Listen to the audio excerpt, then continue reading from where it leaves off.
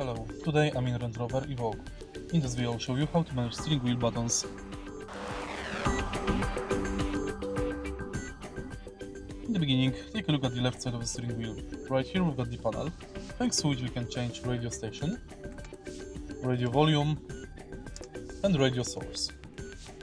Thanks to this panel, we can answer calls and calls activate voice assistant. On the right side, we've got the panel thanks to which we can activate cruise control and manage it.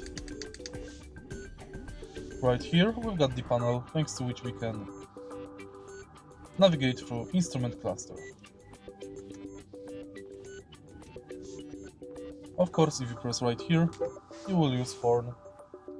If you find this video helpful, please leave like, comment and subscribe.